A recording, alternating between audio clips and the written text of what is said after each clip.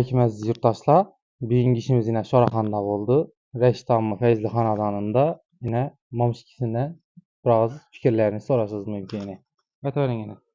Şu Xudayım kəsbkarınızdan bereket tapın, ballarınızın elinde sağ olun. Şu roza ayında, roza-i Ramazanda, şu gelip bizəni xanadanda hizmet kılıp görsetdinler.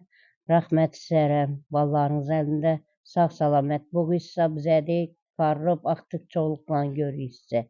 Hem maq kəsbkarınızdan bereket tapın. Amin. Rahmet. Duygularım çağındır sakit bir gecede. Darıxıram sensiz necədə.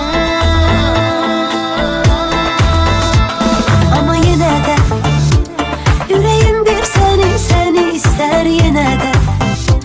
Duygularım çılğındır sakit bir gecədə. Darıxıram sensiz necədə.